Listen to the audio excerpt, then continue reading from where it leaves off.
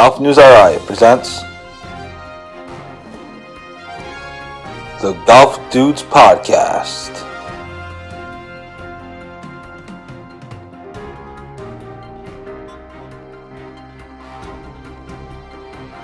Here are the dudes. Hey everybody, welcome back to another episode of the Golf Dudes Podcast. I'm Joe Calabro. Joining me, as always, is Rich Capali. Rich, he had his big golf round today. Rich, how you do today, buddy boy? Not too bad. Still nice out. Knock on wood, no humidity. So I'm very happy about that. Looks like it's going to be nice for pretty much the 10-day forecast. So I'm excited about it. We got a couple important,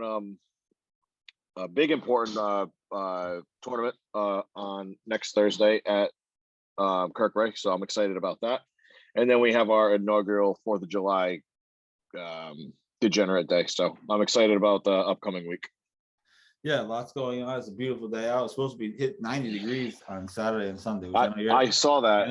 I know you're not excited about it, but I'm excited. Yes, on Sunday, it's supposed to be like very hot.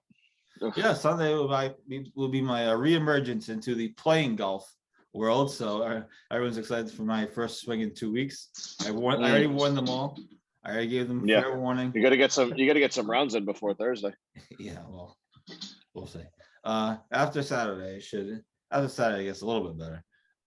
But yeah, so excited for that. And obviously lots going on in the golf world, no shortage of topics. So before we get to any of those things, the Golf Dudes Podcast is presented by Lynx Drinks.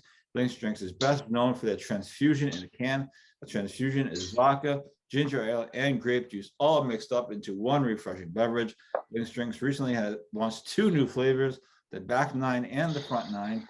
So check all those flavors out at liquor stores and country clubs near you. So shout out to our friends at Lynx Drinks. And also real quick, we posted a story about it today.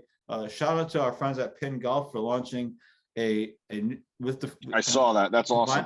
Combined with the first tee, they're launching a rangefinder trade-in program. All old rangefinders, you trade them in, they give you a significant discount on their brand new Prism rangefinder. Plus, of course, you have the GolfNewsRI discount code, so you might be able to get the thing for free.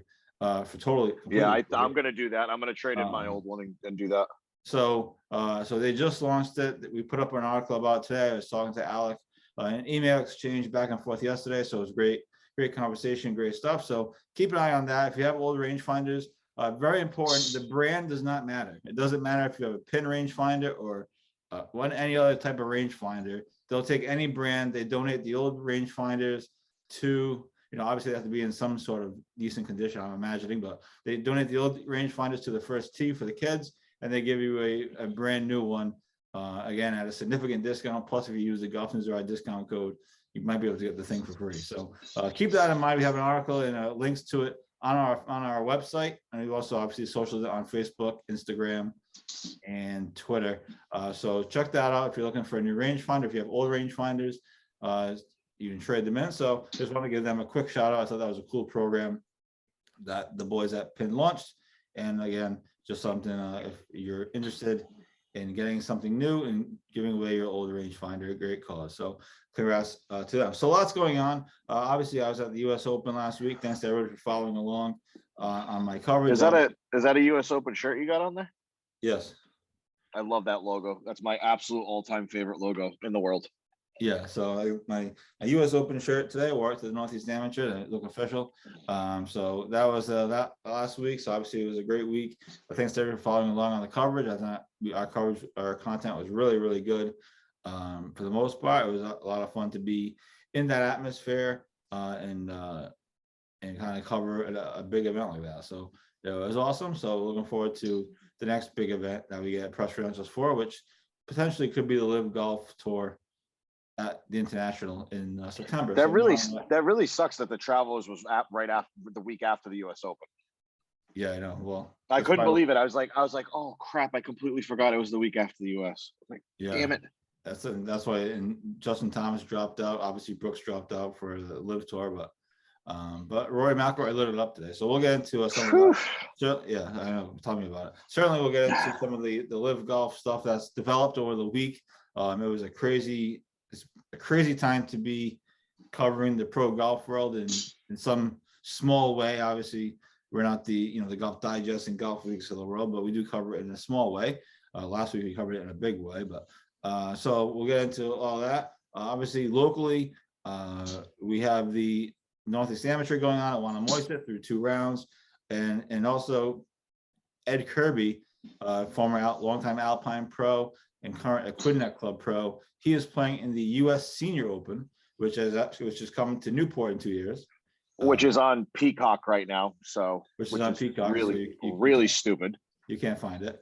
But he obviously having a tough day. Obviously, is at Saucon Valley. I hope I'm pronouncing that correct.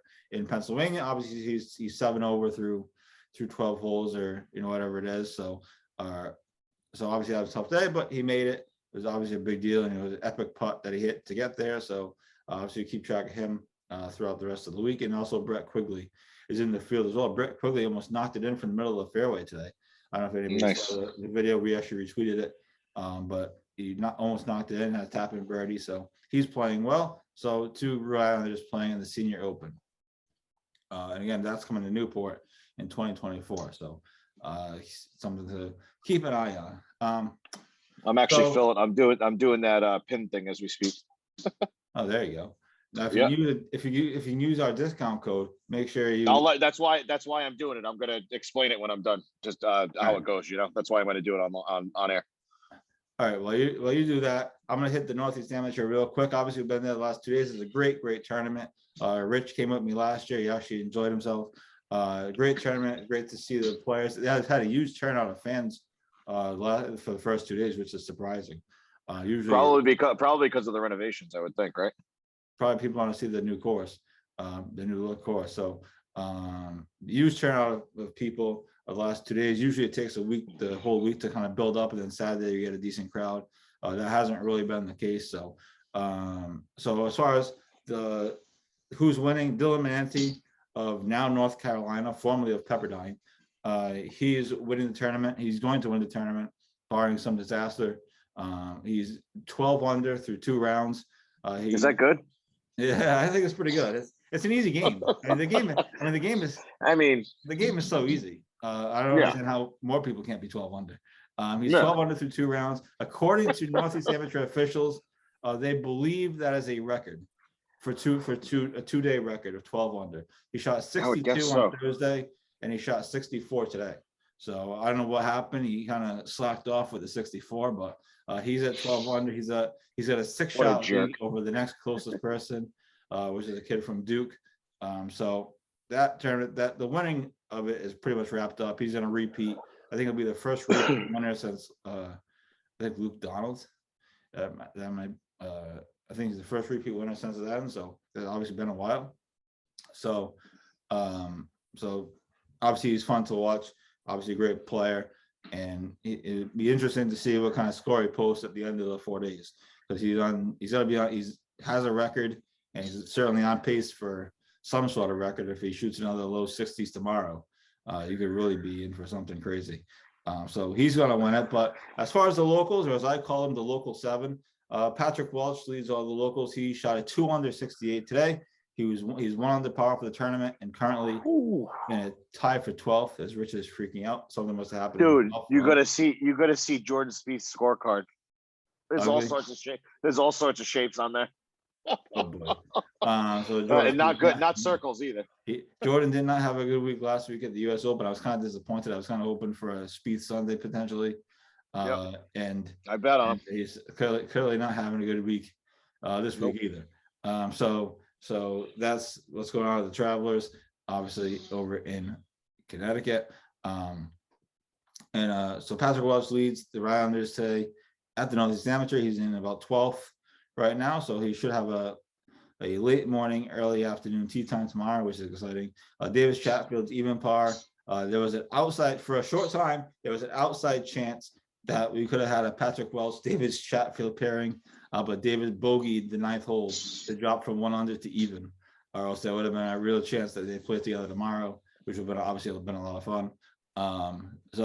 And then Chris Rancourt fell to 4 over, the former URI star. And after that, Bobby Leopold, Andrew O'Leary, and a few other Islanders, they're really struggling. Obviously, I'm surprised that Andrew O'Leary Obviously for Bobby, his focus is the RA amateur. It's tough conditions over at Wanama's for kind of those guys, but they're in the field and they're competing. So not for other people. What is it? I said not for other people. No, not for some people. Yeah. So one more day to go. There's a cut tomorrow after tomorrow's round, top 60 in ties. So as of right now, if the cut was on Thursday, it would be at about 5 over. So that's kind of the cut at the moment. If it was a cut today. So, but it was great to talk to Patrick today. I caught up with him after the round. I know we already put the story up earlier, mostly because I wanted to beat some of the other media to it. But I talked to Patrick for a few minutes. I talked to him about his return to Oklahoma, his decision to return to Oklahoma, and his upcoming PGA Tour start, which is coming in October. So let's hear from Patrick now, a little package I put together earlier today, and we'll hear it right here on the Golf Dudes podcast.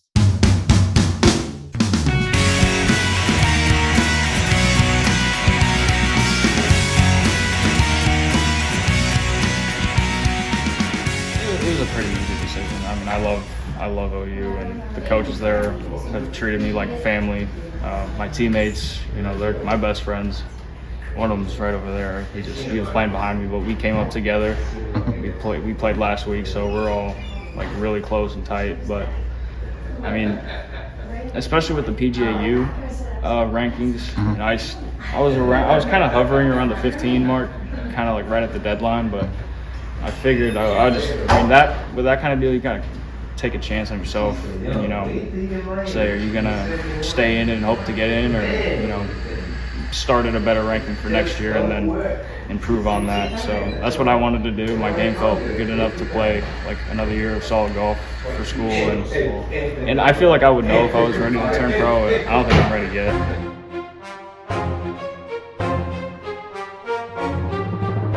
I'm very excited. We played in Puerto Rico like 2 weeks before, and there was the PGA Tour start for the Puerto Rico Open. I got sixth, and I was leading after one, and I was only 2 back going into the last day, and then my teammate ended up winning. Like, he shot 20 under, but a little disappointed in that. Realizing there was another chance in a couple of weeks, so I just kind of got ready for that. And I mean, that week I played some of the most complete golf that I've ever played, and to get rewarded having a tour start later in the year is awesome. I've been dreaming about playing on the PGA Tour or a tournament, and it's so hard to do. There's so many good golfers out there, so I'm really blessed and fortunate to have that opportunity.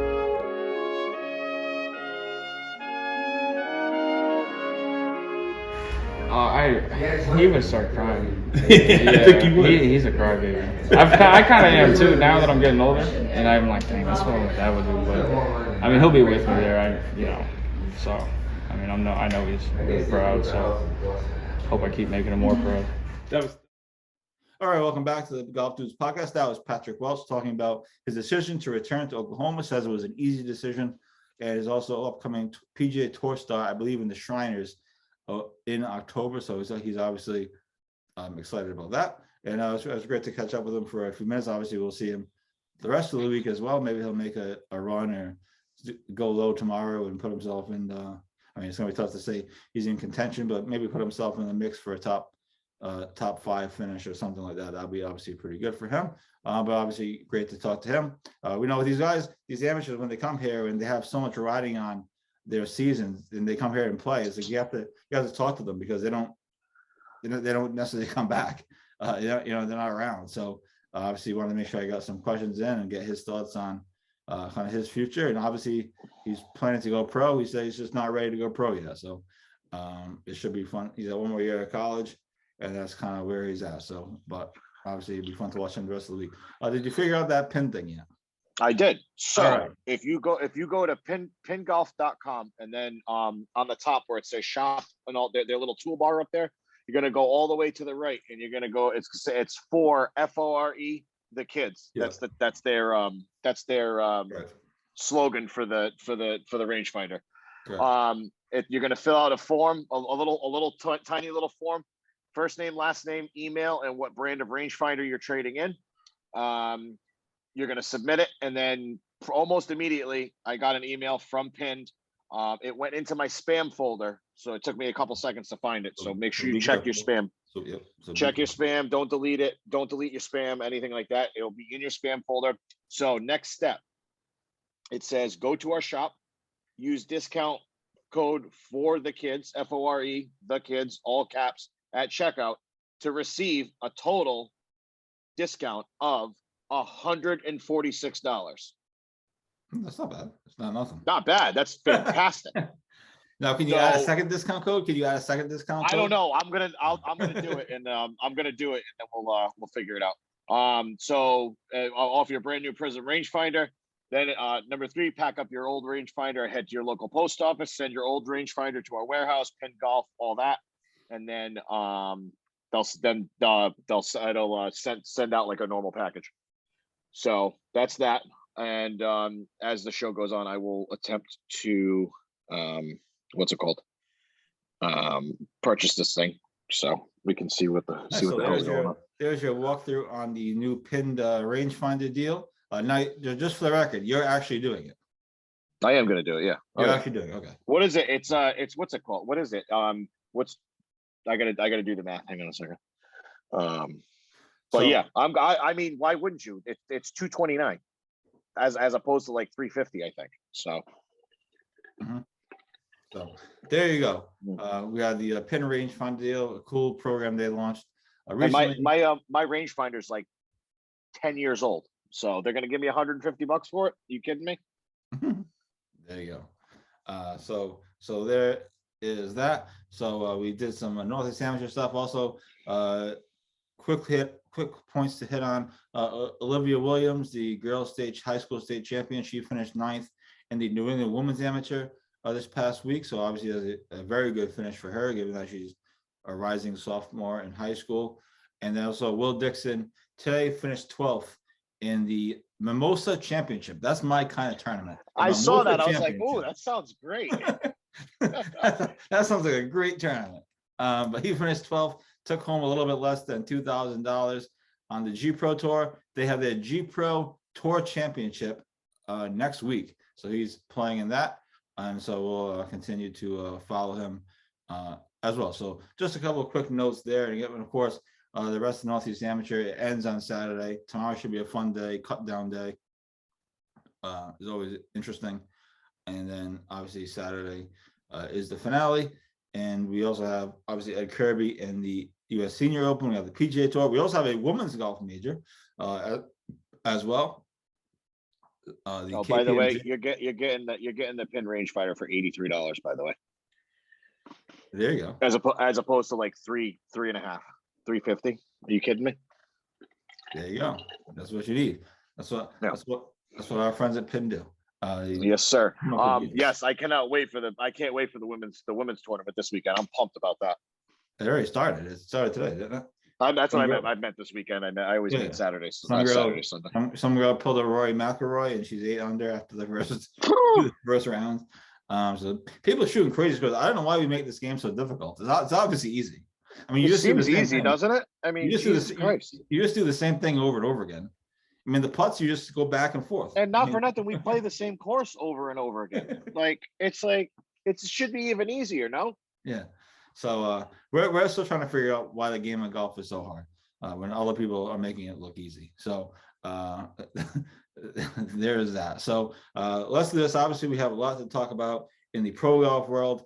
A lot of stuff happened over the course of the week from when I did my quick hit podcast last week at the U.S. Open to now, certainly. So we'll get to some of that. Rich will also update us on his rangefinder purchase. If there's any I'm trying to do it now. I just got to pick a color. I think I'm going to go with red. Anything else you need to know about it, and I will do all of that when we come back after this break. So lots coming up. Stay tuned. This is the Golf Dudes podcast. Billy Andre joins the show. Billy, thanks so much for doing this, and we appreciate you taking the time. Well, thank you. Thanks for having me. I'm excited. I'm very excited to be joined by an 11-time Emmy Award winner, and that is Armin Katayan. Massachusetts Women's Amateur Champion Allison Paik. The days of the country club just being golf and maybe one amenity are gone. Unfortunately, Metacomet doesn't have those.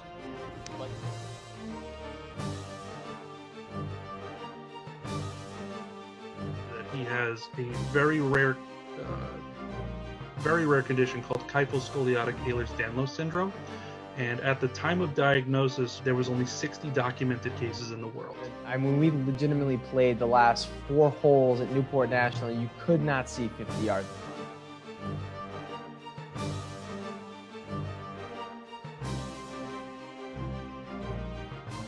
And welcome back to the Golf Dudes podcast, presented by Lynx Drinks.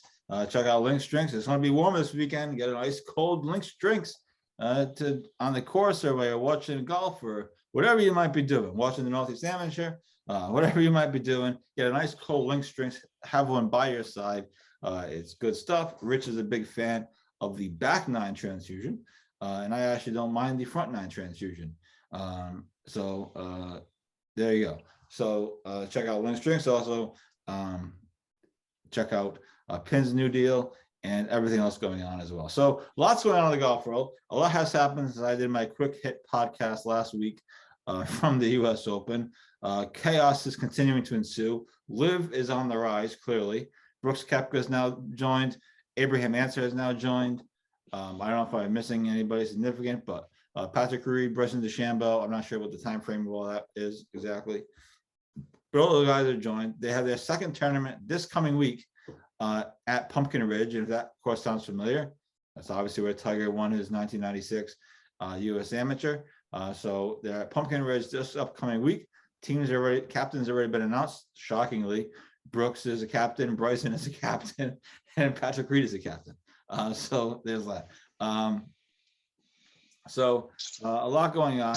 We mentioned the Travelers is underway. Rory McIlroy lit it up today, and JT pulled out with back injuries. But Rich, you haven't talked about it since 2 podcasts ago, as you sat out last week, just because it was just a tough circumstance with me at the U.S. Open, and you obviously at the home offices, and we couldn't quite connect and make it work reasonably. Well, the show was all about you. You can say it. You were the big man. You were the big man last week. Well, it was all about me. Yeah, that's true. And I actually did the show live because it was just a lot easier than having to try to edit it at the U.S. Open. But anyways, you haven't talked about it. You haven't weighed in. Things have continued to escalate. Last week, the press conferences. Every press conference I went to was bizarre. I said it on my Facebook page. Phil Mickelson's press conference was easily the most uncomfortable press conference I've ever been in. The Brooks Koepka one was close second because he was especially now, right? Because he was getting all pissed off, and the USGA one was slightly uncomfortable at times. Mostly, actually, was pretty interesting. So it was quite a bizarre week at the U.S. Open. I gained a lot of insight on all these things. Obviously, LIV was everyone's talking about, but your chance to weigh in. Things are escalating. PGA Tour had a press conference yesterday. Jay Monahan. Your thoughts on kind of the whole bizarre situation that continues to get more bizarre, pretty much. Well, I mean, the PGA is now shaking. They're shaking in their boots. They should be, because this thing's gaining steam. They're gaining better players. Brooks defects. Now it's getting in the head. Pat Perez too. Not a huge name, but a decent name. Yeah. He's gone. They have a base now. They have Brooks, they have Bryson, they have Phil, they have DJ. They have a lot of guys that are in the top 20, top 25 every week that they play. I think there's probably another good 1 or 2 names that we're going to see that are going to be like a wowzer type of thing. I don't know. I couldn't even think about who it would be, but I think there's another Ricky Fowler. Given the fact that he's kind of crapped the bed the past couple of years, that's a big name. But he hasn't been relevant though. He hasn't really been relevant on the tour. Neither have half of those guys on the that joined the LIV tour. True, but yeah, I mean we're just waiting for that. I'm not sure why it hasn't been announced yet. I mean, I guarantee you pen's already to paper. Now Monahan is doing PGA LIV type tour type of thing. The same thing that LIV is doing. Yep. Yeah. Now all of a sudden they found money, apparently. Yep. Lots of money. Lots and lots of money. So they're back in the dump truck up on that. I don't like the new FedEx Cup thing. I didn't like that they did that. That's gonna screw a lot of guys over. What's the new one again? They changed the FedEx Cup format, so now it's the top 70 players make it. Then it goes 70, 50, 30. 70, 50, 30. I wasn't. I mean, maybe 125 was a lot, but I feel that's. But I mean, that really cuts the leg. That cuts the legs out of a lot of people. That's a significant cut. So I wasn't a huge fan. Not even that is a significant pay cut too for all those, for all those guys too. So, I like it. I like the LIV.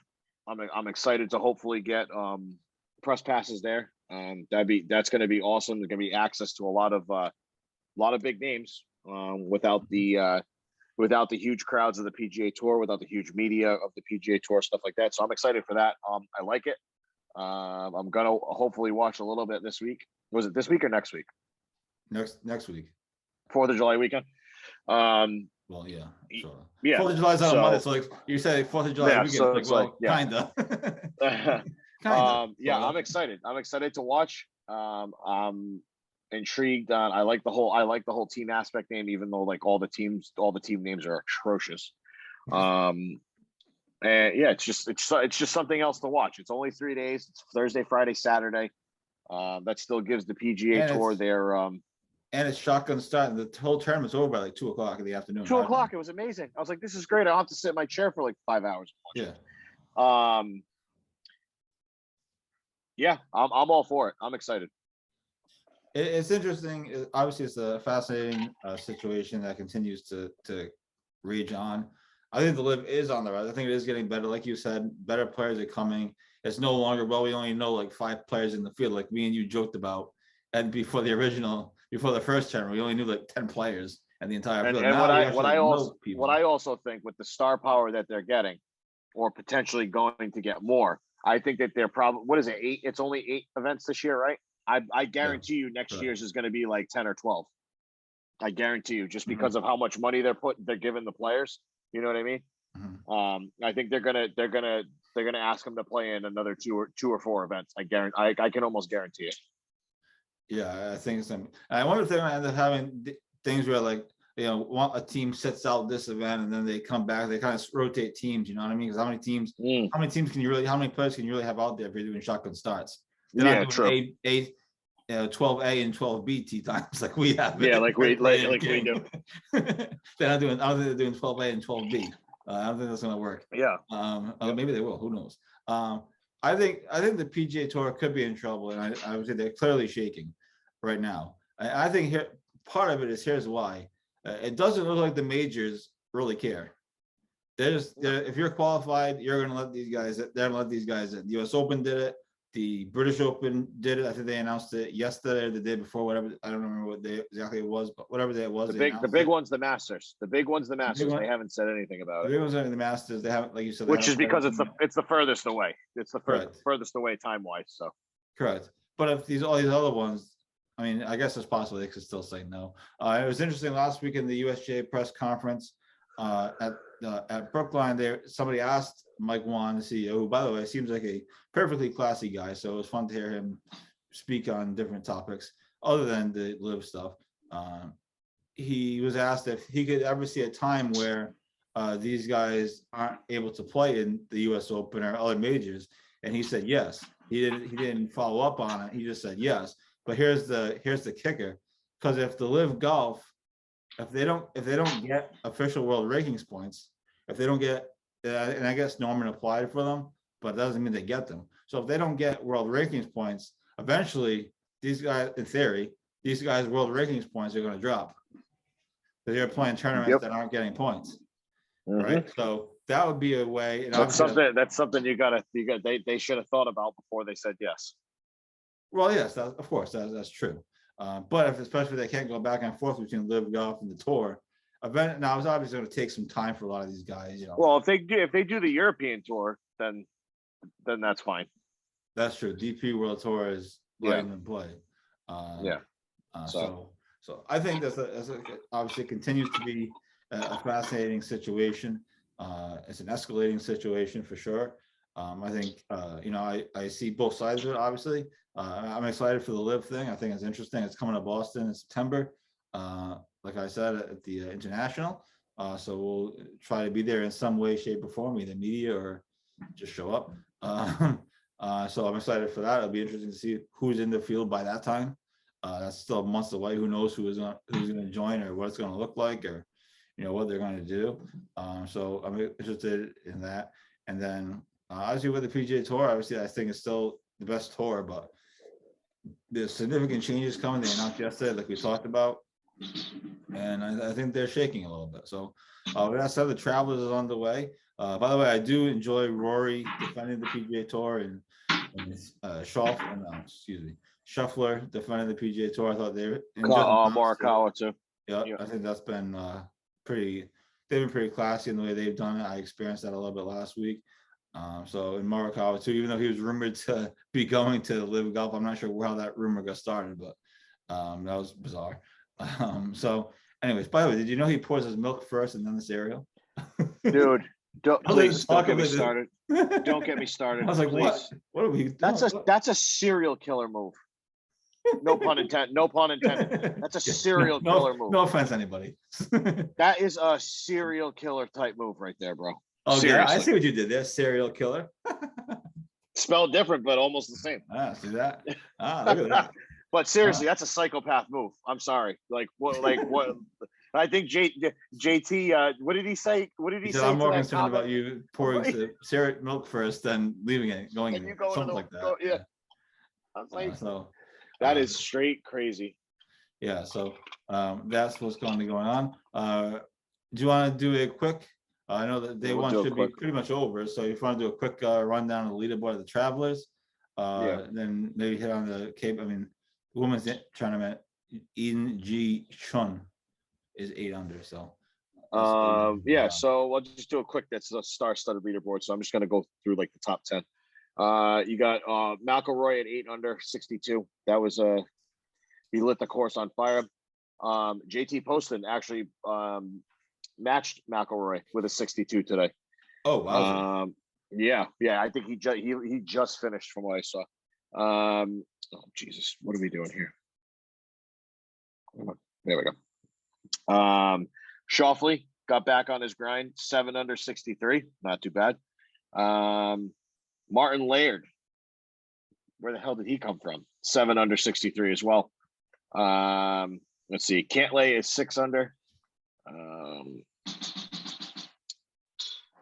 My boy Sahith Theegala, right in there again, 3 under, 67.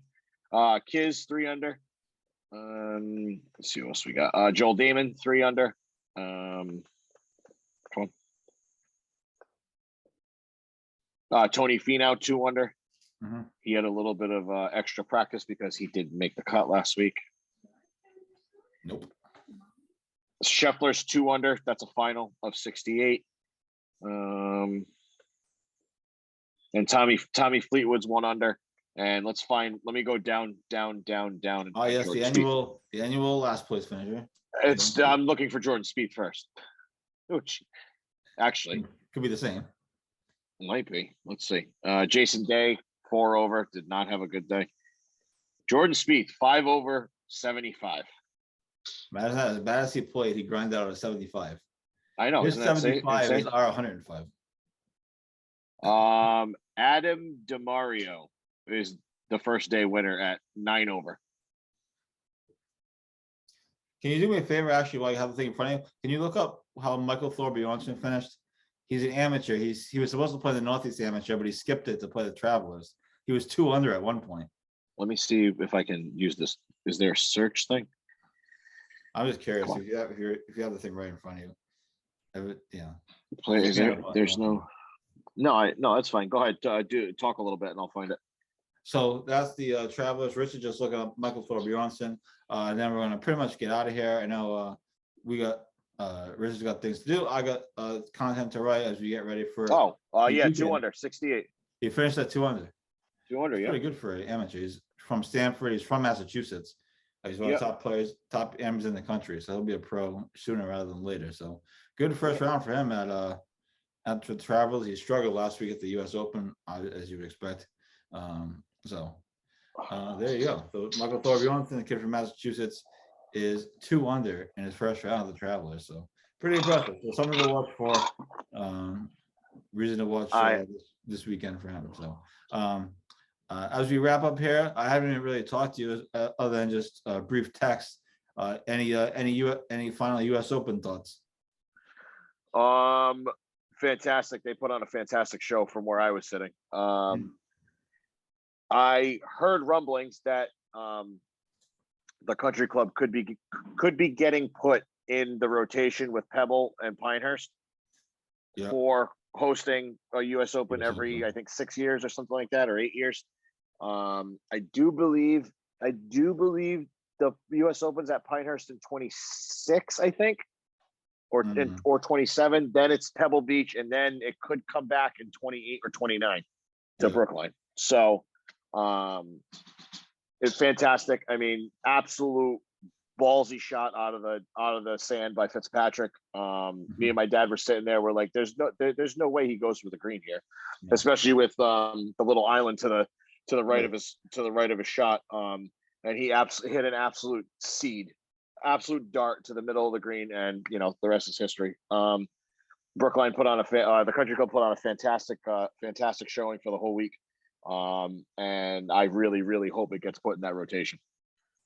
Yeah, I think they're trying to, and all the players raved about it. All the players said the course was great. So not one. What's it called? Complaint that I heard of. Public complaint, anyways. I mean, Shinnecock the greens were too fast. They had to water them down. All that BS and stuff like that. There's always something, Yeah. Everyone loved. All the players said they loved it. Obviously, it was an amazing tournament. Will Zalatoris did say he thought he made the putt on 18. He thought it was. I thought it was in. I thought it was in. He said he thought he made it afterwards. So obviously, you feel bad for him. Happy for Matt Fitzpatrick, because I bet on him before, so that was good. He's the second Englishman to win the U.S. Open since '77, I think. He's only one of two people to win the U.S. Open. One of two people, and the last one was '77. The other one is Jack Nicklaus. No, English person, Englishman. Oh, maybe. But he's only one of two to win the U.S. Open. No, it's to win the U.S. Open and the U.S. Am at the same course. Amateur, yeah. So Jack he's one of the last person did it was in '77. That was English. He's one of him and Jack are the only ones to win it at the same course. The two tournaments at the same course. That's what it is. Is Jack did it obviously at Pebble Beach. So there it is. Yeah, it was a great week. Like I said, fun to be there. Fun to experience covering an event like that, and fun to meet the people that I read and watch on TV. So obviously looking forward to doing more of those kind of things in the future. Obviously the door is open now in that respect for a lot of these tournaments. So we'll look forward to doing that. But thanks to everyone for following along all week. It was obviously a lot of fun. Sorry about all the content and pictures I was posting. I just figured I'd entertain people. So that's that. Coming up next week, we'll have our annual pre-degenerate tournament podcast. It's always oh yeah I forgot about that. We got to do the show before the it's always a fun tournament. We're trying to get out of the show before it even starts to go be degenerates for the day and night. So we have that coming up, and also a few other things. Obviously the Rhode Amateur is just a few weeks away, believe it or not. I will be doing the Rhode Amateur series. Obviously getting a late start this year with being at the U.S. Open and other things going on. So we are going to do that. I have some people hopefully lined up. And so we'll be doing that again this year, and a few other things in the works, as well as summer rages on here in Ireland. But that's all we got. Thanks everybody for tuning in. Enjoy the rest of your Thursday. Enjoy the NBA draft. Who cares? I'm so basketballed out after watching the Celtics when I never watch basketball. So I'm good. So anyway, enjoy your night. Enjoy the rest of the week. Hope to see you at the Northeast Amateur Friday and Saturday. It could be a historic week for sure. The Northeast Amateur did confirm that it is a scoring record for two rounds. So I figured I just thought it in at the end. But thanks everyone for tuning in, and hope you all have a great night. We will talk to you next week